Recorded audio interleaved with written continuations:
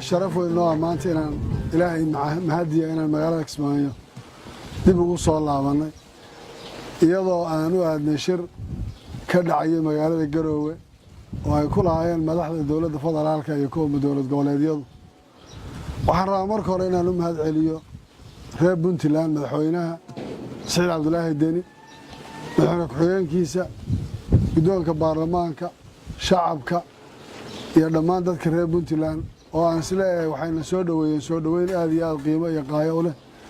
iyadoo rabadaan tahay haddana waxay qaateen culays badan oo aan isleeyahay waxay u qaateen iyadoo soo dhaweyntooda iyo mas'uuliyadda ay saareen shirkaas oo loo balansanaa iyadoo muddo hal sano ah aanu dhicin shirarkii dowladda federaalka iyo dowlad goboleedyadu ayaa waxaan soo jeedinay baaq ahaa bal in la wada hadlo oo la isu yimaado si looga tashado aayaha waddanka iyo meesha ay wax u socdaan taas markii aanu soo nimid iyadoo ay ka soo qayb galeen madaxweynaha iyo ra'iisul wasaaraha iyo madaxda dowlad goboleedyada iyo gudoomiyaha gobolka Banaadir oo goobjooga ka ahaa inaan isweydiino maxaa ajanda ah oo aan ka wada hadlaynaa waayo waxa ugu muhiimsan waxay ahayd warbal siyaasadda aan meel ku ogaano waxaa asala Soomaaliya maanta ma joogto xilli hal qof iyo hal fikri iyo hal caqli looga talin karayo waa waxa la isku doodoobayo oo la isku ururinayo hadda la hagaajinayo la yegleelayo sida daraaddeed Soomaaliya ma noqon karto meel qof aragtidii ama ra'yigiisa ay wax ku noqon karayso taasa waxay timid inaan markaa ajande shirki ku samayno ma ayna la imanin dowladda ajande laakiin ajandaha shirka dhexdiisa aanu ka samaynay iyadoo la isla wada kaashaday qodobo dhowr aan soo qaaday markaa oo ahayd koow in la helo gole ama xiliid ama madal waxaa doonta wadha siyaasadeed oo dowlad goboleedyada iyo dowladda federaalka ah fulin ahaan looga tashado la isku waraysto xaaladda waddanka looga tashado waayo xaaladda waddanku uu marayo haddaan mar walba la wada joogin oon la wada hadlin oo aan masiirka meel la isla dhigin oo aan la isla ogaanin oo aan kolba caqabadaha jira wada jir looga bixin qofna kaliya wax ma qaban karay dowlad goboleedyaduna kaliya wax ma qaban karaan dowladda federaalkiina kaliya wax ma qaban kartaan waa dad isku duuban in la helo qodobka koowaad markaa wuxuu ahaa in la helo gole ka dhaxeeya madaxda dowladda federaalka iyo kuwa dowlad goboleedyada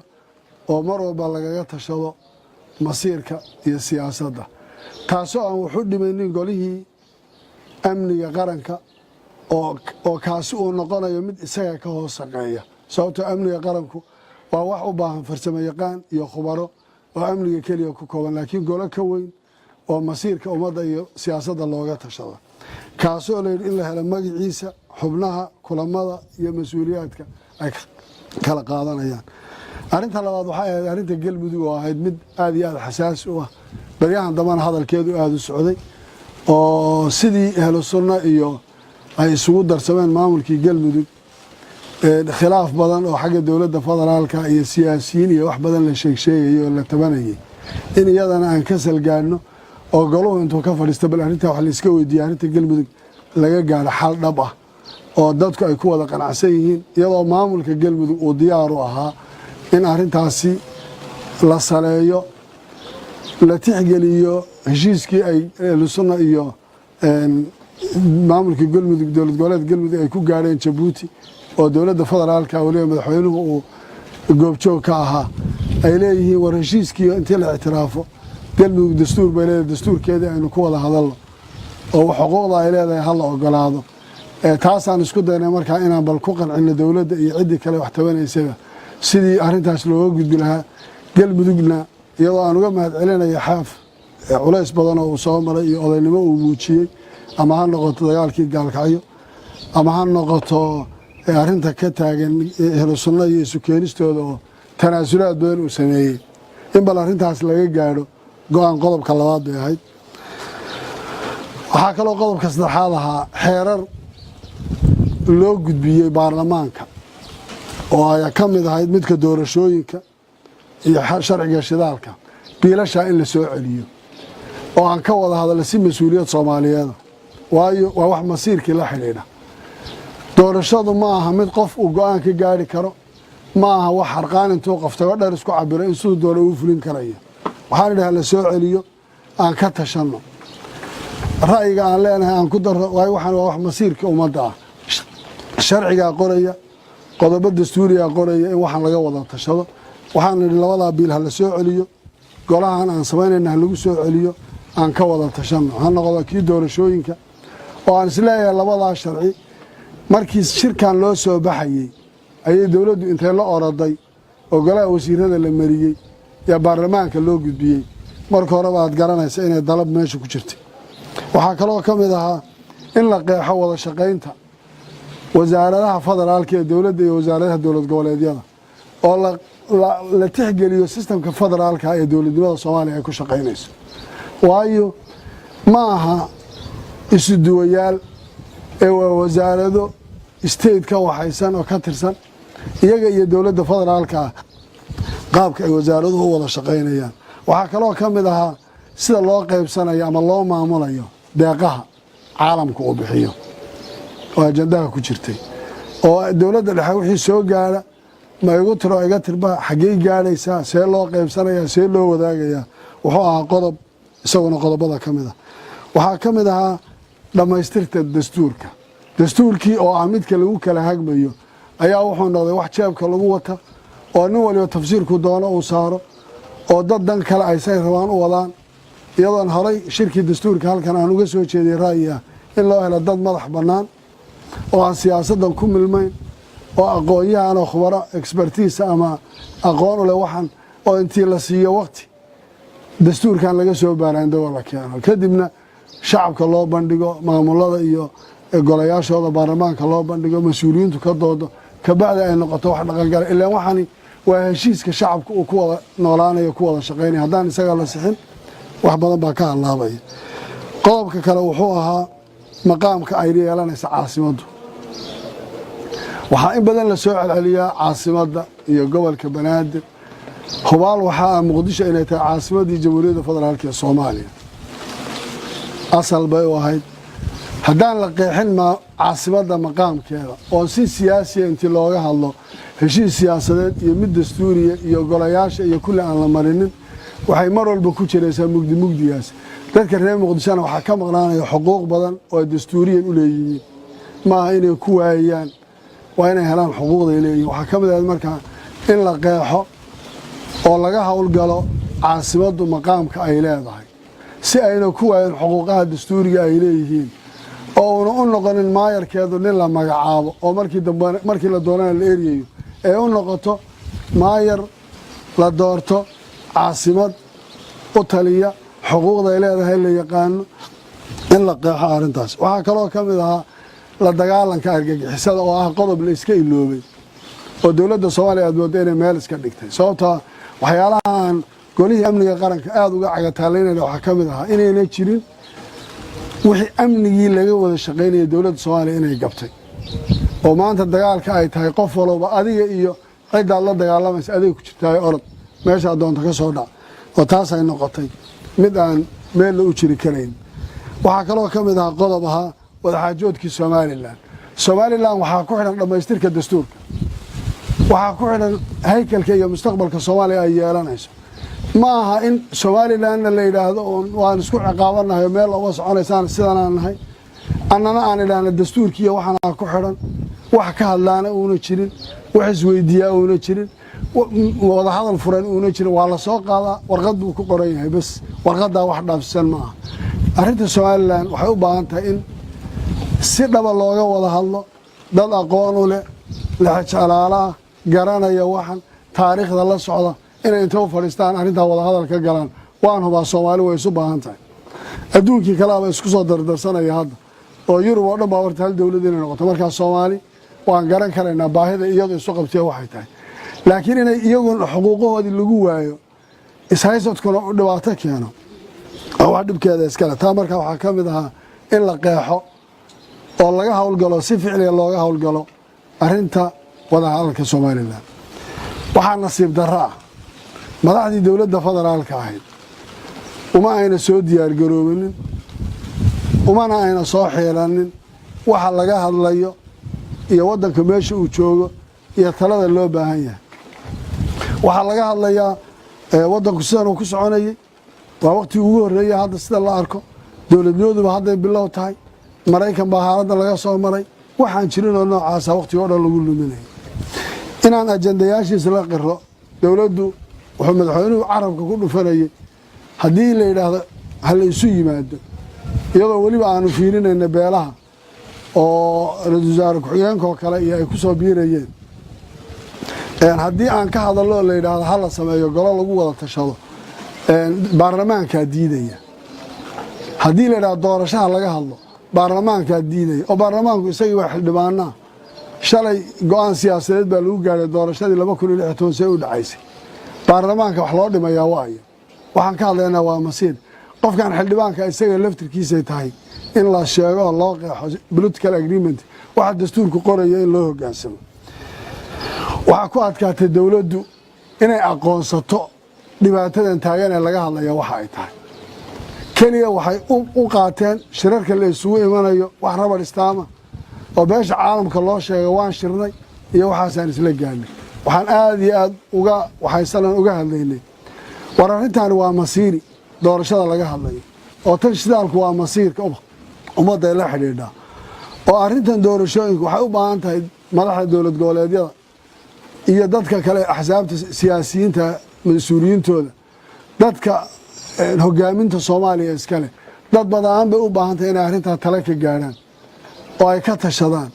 oo go'aan cad la iska weydiiyo oo waddanku meesha u socdo maanta dad badan ba stakeholders oo talada waddanka wax ku leh in kulligood loo wada cadeeyo ay ka wada hadlaan laga tashado wax la iska weydiiyo laakiin wax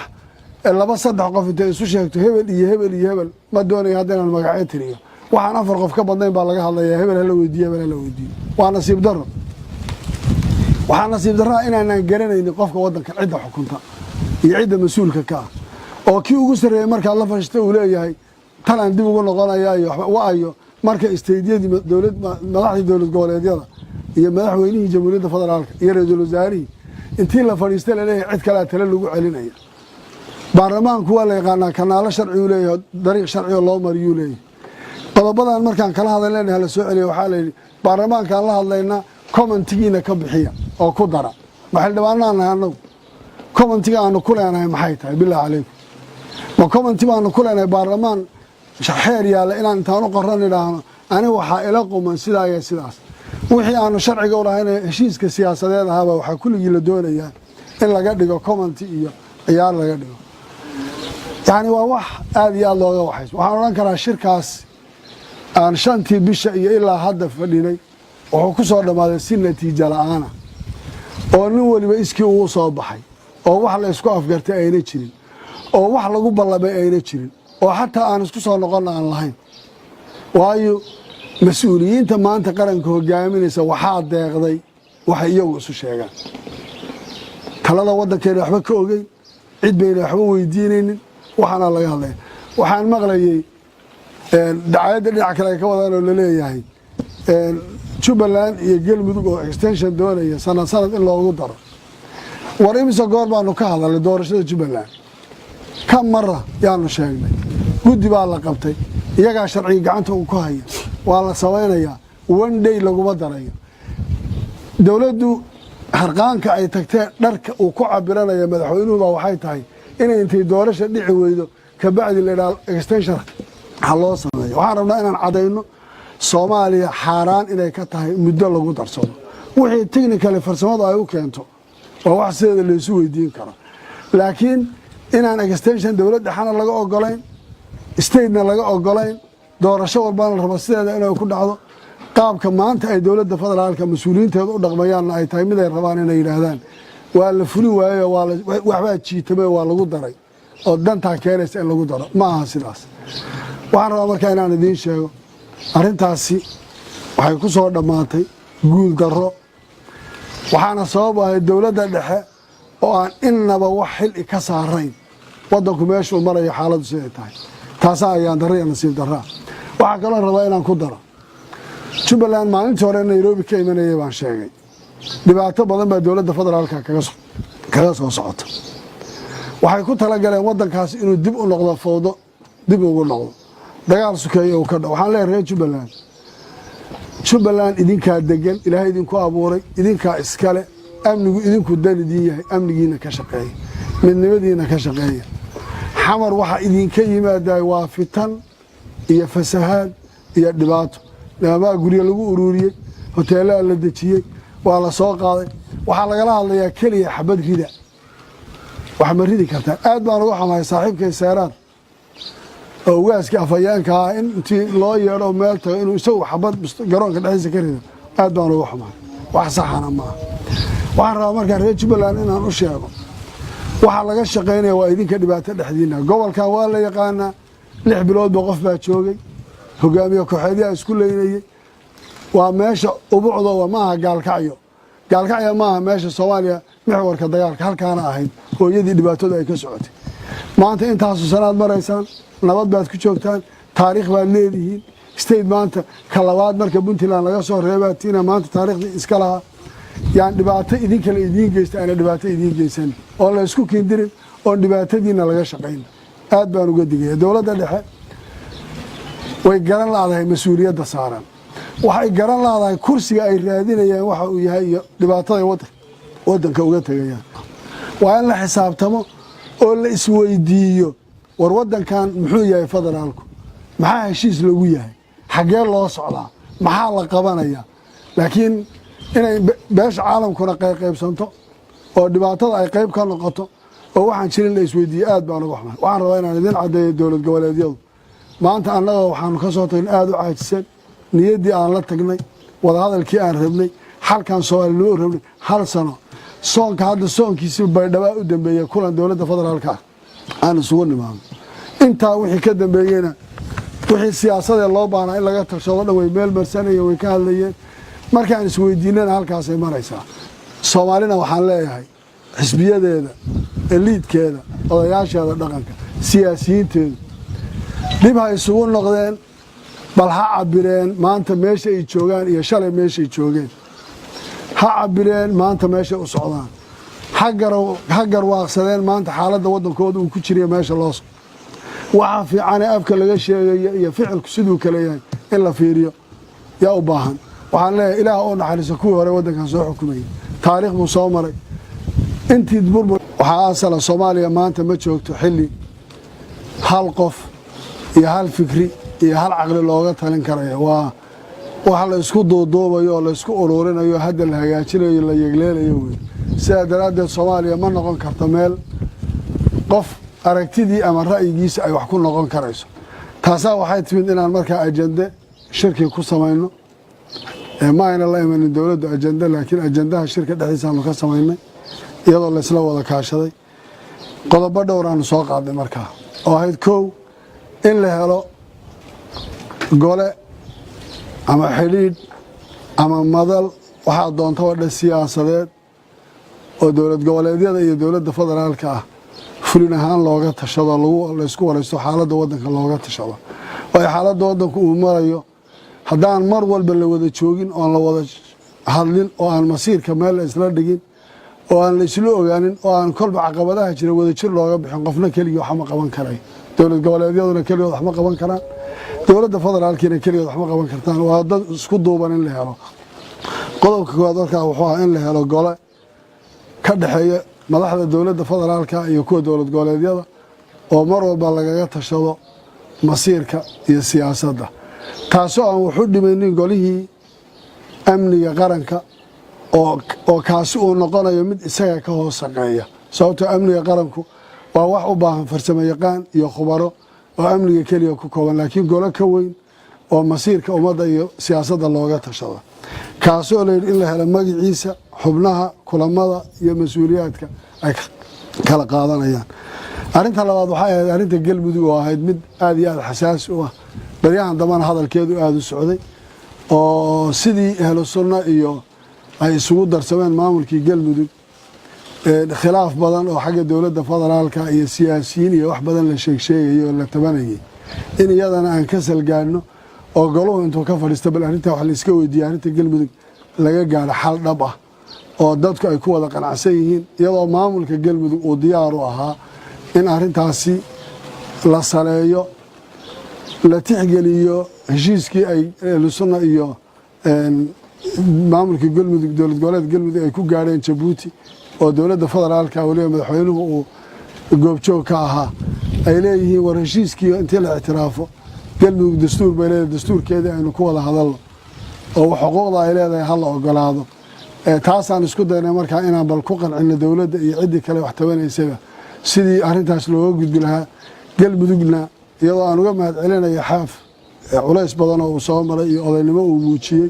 ama ha noqoto dagaalkii gaalkacyo ama ha noqoto arinta ka taagan ehlu sunna iyo isu keenistooda oo tanaasulaad badan uu sameeyey in bal arintaas laga gaadho go-aan qodobka labaad bay ahayd waxaa kaloo qodobka saddexaad ahaa xeerar loo gudbiyey baarlamaanka oo ay ka mid ahayd midka doorashooyinka iyo sharciga shidaalka biilasha in la soo celiyo oo aan ka wada hadalno si mas'uuliyad Soomaaliyeed waayo waa wax masiirkii la xiriira doorashadu ma aha mid qof uu go'aan ka gaari karo ma aha wax harqaan intuu qoftago dheer isku cabiro in sidoo doona uu fulin karayo waxaan idhaha la soo celiyo aan ka tashano ra'yiga aan leenahay aan ku daro waayo waxaan waa wax masiirka ummadda ah sharciga qoraya qodobo dastuuriga qoraya in waxaan laga wada tashado waxaan labada biil hal celiyo golahan aan sameynayna lagu soo celiyo aan ka wada tashano ha noqdo kii doorashooyinka oo aan isleeyahay labada sharci markii shirkan loo soo baxayay ayay dawladdu intee la oraday oo golaha wasiirada la mariyay ya baarlamaanka loo gudbiyay marka hore baad garanaysaa inay dalab meesha ku jirtay waxa kale oo kamid ahaa in la qeexo wada shaqeynta wasaaradaha federaalka ee dawladda iyo wasaaradaha dowlad goboleedyada oo la tixgeliyo systemka federaalka ee dowladnimada Soomaaliya ay ku shaqeynayso waayo ma aha isu duwayaal ee wasaarado state ka waxaysan oo ka tirsan iyaga iyo dowladda federaalka qaabka ay wasaaraduhu wada shaqeynayaan waxa kale oo kamid ahaa sida loo qaybsanayo ama loo maamulayo deeqaha caalamka uu bixiyo oo ajandaha ku jirtay oo dowladda dhexe wixii soo gaara ma igu tiro iga tirba xagee gaaraysaa see loo qaybsanayaa see loo wadaagayaa wuxuu ahaa qodob isaguna qodobada kamid ah waxa kamid ahaa dhamaystirta dastuurkii oo ah midka lagu kala hagmayo ayaa wuxuu noqday wax jeebka lagu wata oo nin waliba tafsiirku doono uu saaro oo dad dan kale ay say rabaan u wadaan iyadoon horay shirkii dastuurka halkan aan uga soo jeeday ra'yiga in loo helo dad madax bannaan oo aan siyaasaddan ku milmayn oo aqoon-yahan oo khubaro expertise ama aqoon u leh waxaan oo intii la siiyo waqti dastuurkan laga soo baaraandago la keeno kadibna shacabka loo bandhigo maamulada iyo golayaashooda baarlamaanka loo bandhigo mas-uuliyiintu ka doodo kabacdi ay noqoto wax dhaqan gala ilaa waxani waa heshiiska shacabka uu ku wada noolaanayo ku wada shaqeynaya haddaan isaga la sixin wax badan baa ka halaabaya qodobka kale wuxuu ahaa maqaamka ay yeelanaysa caasimaddu waxaa in badan la soo celceliyaa caasimadda iyo gobolka banaadir hubaal waxaa muqdisho inay tahay caasimaddii jamhuuriyadda federaalka ee Soomaaliya asal bay u ahayd haddaan la qeexin caasimadda maqaamkeeda oo si siyaasiya intii looga hadlo heshiis siyaasadeed iyo mid dastuuriya iyo golayaasha iyo kulli aan la marinin waxay mar walba ku jiraysaa mugdigaas dadka reer muqdishona waxaa ka maqnaanaya xuquuq badan oo dastuuriyan u leeyihiin maaha inay ku waayaan waa inay helaan xuquuqday leeyihiin waxaa ka mid ah markaa in la qeexo oo laga howlgalo caasimaddu maqaamka ay leedahay si ayna ku waayeen xuquuqaha dastuuriga ay leeyihiin oo una u noqonin maayarkeedu nin la magacaabo oo markii la doonana la eriyayo ee u noqoto maayar la doorto caasimad u taliya xuquuqda ay leedahay la yaqaano in la qeexo arrintaas waxaa kaloo ka mid ahaa la dagaalanka argagixisada oo ah qodob la iska iloobay oo dowladda Soomaaliya aad moodo inay meel iska dhigtay sababtoo waxyaalahan golihii amniga qaranka aad uga cagataaleynaya waxaa ka mid ahaa inayna jirin wixii amnigii laga wada shaqeynayay dowladda Soomaaliya inay gabtay oo maanta dagaalka ay tahay qof walba adiga iyo cidda la dagaalamaysa adiga ku jirtay orod meesha doonta ka soo dhac oo taas ay noqotay mid aan meel u jiri karayn waxaa kaloo ka mid ah qodob ahaa wadaxaajoodkii Somaliland waxaa ku xidhan dhamaystirka dastuurka waxaa ku xidhan haykalka iyo mustaqbalka Soomaaliya ay yeelanayso maaha in somalilandna la yidhaahdo waan isku ciqaabanahay meel uma soconaysaan sidan aan nahay annana aan idhaahna dastuurkiiya waxaanaa ku xidhan wax ka hadlaana uuna jirin wax isweydiiyaa uuna jirin wada hadal furan uuna jirin waa la soo qaadaa warqad buu ku qoran yahay bas warqaddaa wax dhaafsisan ma aha arrinta somaliland waxay u baahan tahay in si dhaba looga wada hadlo dad aqoon u leh lexjalaalaah garanaya waxan taariikhda la socda inay inta u fadhiistaan arrintaa wada hadal ka galaan waan hubaa soomaali way isu baahan tahay adduunkii kaleaba isku soo dardarsanaya hadda oo yurub oo dhan baa horta hal dowlad inay noqoto markaa soomaali waan garan karaynaa baahida iyadu isu qabtiya waxay tahay laakiin inay iyaguna xuquuqahoodii lagu waayo ishaysadkuna u dhibaato keeno wax dhibkeeda iskale taa markaa waxaa ka mid ahaa in la qeexo oo laga howlgalo si ficliga looga howlgalo arrinta wada hadalka somalilan waxaa nasiib darro ah madaxdii dowladda federaalka ahayd uma ayna soo diyaargaroobinin umana ayna soo xiiranin waxa laga hadlayo iyo waddanka meesha uu joogo iyo talada loo baahan yahay waxaa laga hadlayaa waddanku sidan uu ku soconayay waa waqtigii ugu horreeyay hadda sida la arko dowladnimaduba hadday bilow tahay maraykan baa haaladda laga soo maray waxaan jirinoo noocaasa waqtiga o dhan lagu luminayay inaan ajandayaashiisa la qiro dowladdu wuxuu madaxweynuhu carabka ku dhufanayay haddii la yidhaahdo ha la isu yimaado iyadoo weliba aanu fiirinayna beelaha oo ra-iisul wasaare ku-xigeenkaoo kale iyo ay ku soo biirayeen haddii aan ka hadallo la yidhaahdo ha la sameeyo golo lagu wada tashado baarlamaankaa diidaya haddii la yidhahdo doorashaha laga hadlo baarlamaankaa diidaya oo baarlamaanku isagii waa xildhibaanaa shalay go-aan siyaasadeed baa lagu gaadhay doorashadii 2016 see u dhacaysay baarlamaanka wax loo dhimayaa waayo waxaan ka hadlaynaa waa masiir qofkan xildhibaanka isaga laftirkiisay tahay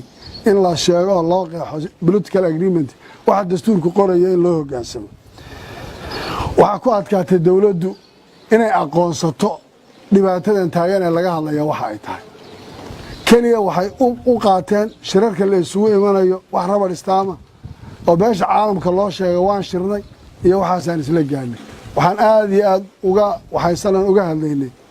war arrintaani waa masiiri doorashada laga hadlayo oo tan shidaalku waa masiirka ummadda ay la xidhiidhaa oo arrintan doorashooyinku waxay u baahan tahay madaxda dowlad goboleedyada iyo dadka kale axsaabta siyaasiyiinta mas-uuliyiintooda dadka hogaaminta soomaaliya iskale dad badaan bay u baahan tahay inay arrintaa tale ka gaadhaan oo ay ka tashadaan oo go-aan cadli iska weydiiyo oo waddanku meesha u socdo maanta dad badan baa stakeholders oo talada waddanka wax ku leh in kulligood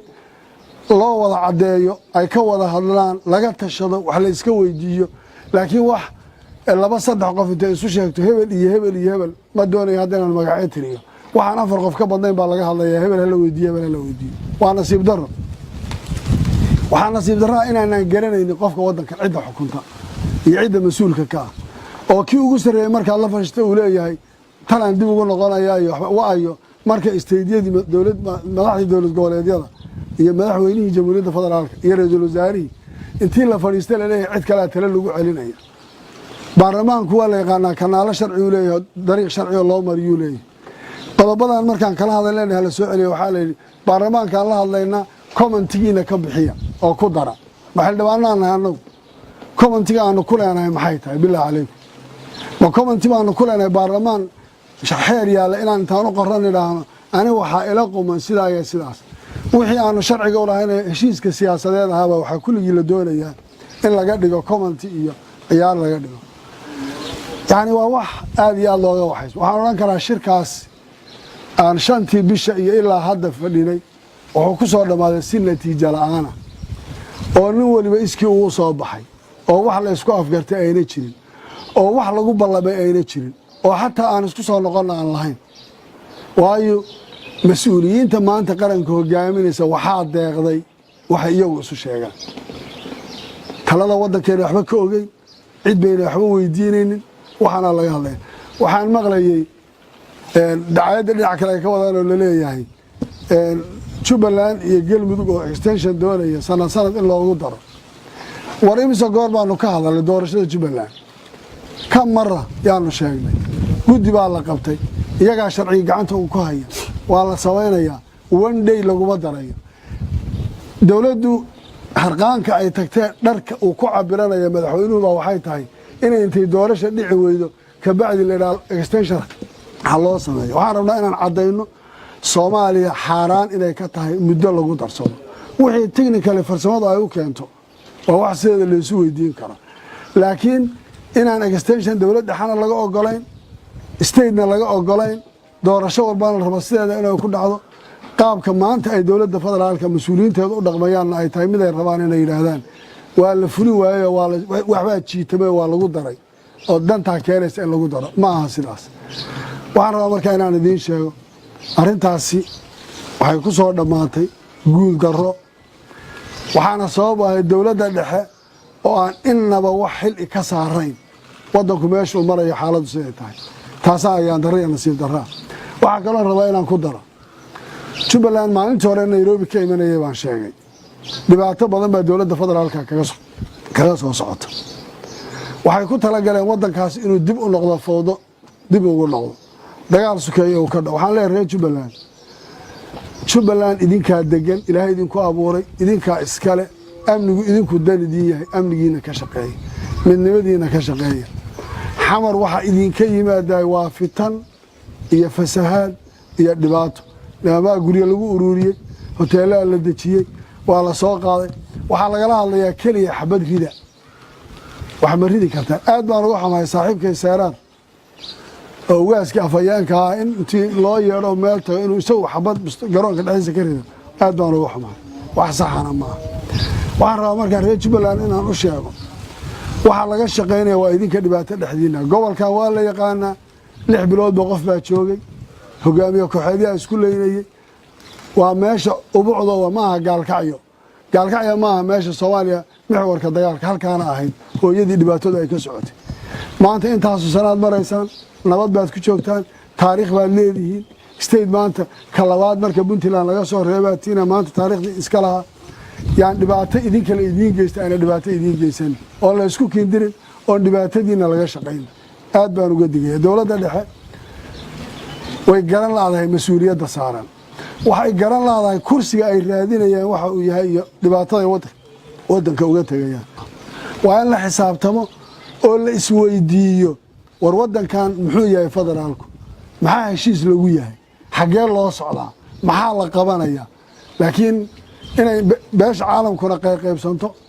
oo dhibaatada ay qayb ka noqoto oo waxaan jirin la isweydiiyo aad baan uga xumaan waxaan rabaa inaan idin cadeeyo dowlad goboleedyadu maanta annaga waxaan ka soo tagnay aad u caajisan niyadii aan la tagnay wada hadalkii aan rabnay halkan Soomaaliya loo rabnay hal sano soonka hadda soonkiisa baydhaba u dambeeyay kulan dowladda federaalka aan isugu nimaano inta wixii ka dambeeyayna wixii siyaasadda loo baahnaa in laga tashado dhaway meel marsanaya way ka hadlayeen markaan isweydiinana halkaas ay maraysaa Soomaalina waxaan leeyahay xisbiyadeeda eliidkeeda odayaasheeda dhaqanka siyaasiyiinteeda dib ha isugu noqdeen bal ha cabireen maanta meesha ay joogaan iyo shalay meesha ay joogeen ha cabireen maanta meesha u socdaan ha garwaaqsadeen maanta xaalad